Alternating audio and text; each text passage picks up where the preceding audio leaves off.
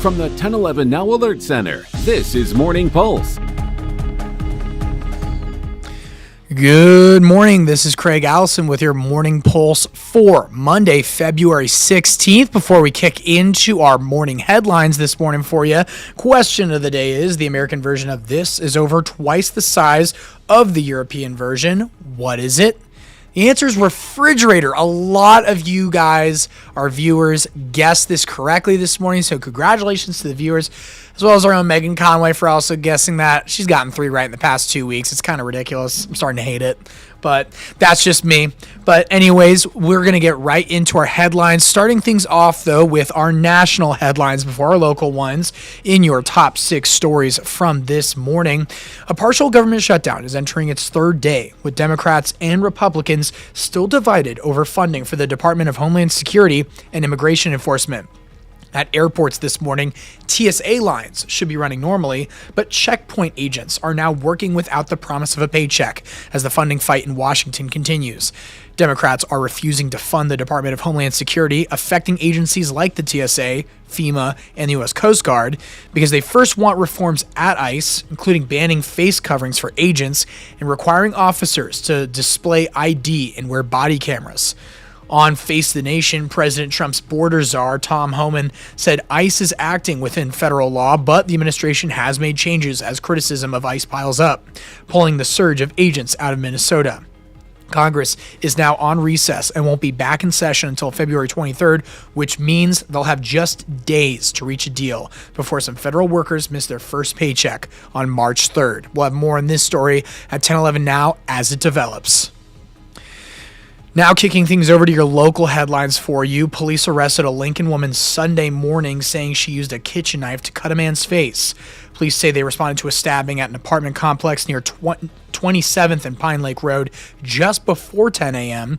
Victim told police that 23-year-old Ashley Sorensen was inside a nearby apartment. She was later arrested, and LPD says the victim was asked by an acquaintance who was in a relationship with Sorensen to try to get her to leave. The victim says when he arrived and asked her to leave, Sorensen used a kitchen knife to cut his face. His injuries are not life-threatening. Sorensen is facing second-degree assault and other charges. Over to your third story for you this morning. We are just a few months away from the primary election here in Nebraska, and a Nebraska congressman has announced he's running for re-election. That's Mike Flood. He's launched his re-election campaign for the 1st Congressional District, and as of right now, Flood is the only Republican candidate running for the position. On the Democratic side, Chris Backemeyer and Eric Moyer will be running, and Flood was first elected to the position in June of 2022, filling the seat of former Congressman Jeff Fortenberry. Your fourth story for you this morning, the Crete Police Department is warning the community of a very disturbing scam. In the last 24 hours, Crete Police say several residents have filed reports about messages from unknown numbers with local area codes. These messages state they have kidnapped a family member.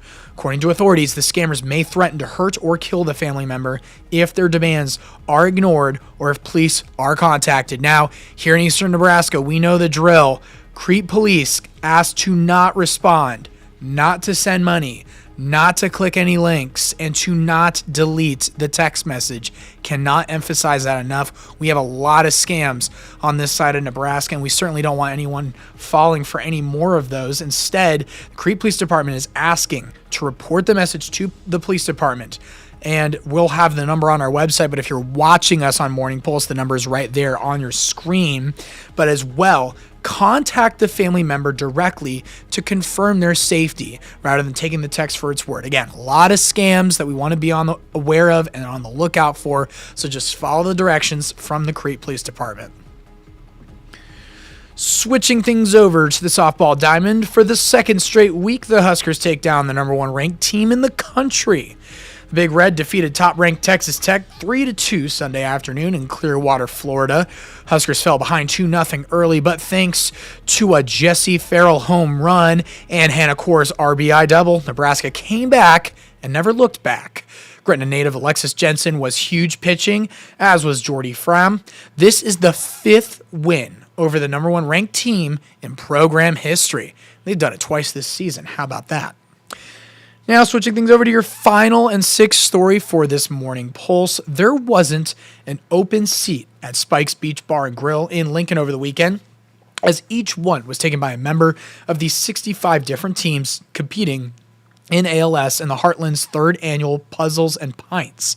Teams of 4 racing to complete a 500-piece puzzle, as well as drink 12 beverages of their choice and complete a pizza pan-sized tray of nachos. That's a mouthful right there. Players even pay to sabotage other teams through oven mitts and dance breaks, with every penny going towards funding the organization's cause of helping those diagnosed with ALS across Nebraska. All of our programs are free of charge. We do everything from free equipment loans to helping somebody with respite to providing a teddy bear that has a voice recorder in it to catch somebody's voice before they lose it to ALS. And this year it was the Missing Piece Mafia coming out on top, finishing each challenge in less than an hour and a half. Congratulations, and my goodness. For other ways to donate, though, to the cause of ALS in the Heartland, as well as find dates for future events, you can find this story on our website, 1011now.com, and find the links to where you can donate. That being said, that's going to be your morning pulse for your Monday morning. And before we wrap things up completely, we're just going to give you a look at our 7-day for now. We have quite the highs in the beginning part of this week, so get out before it starts getting cold again.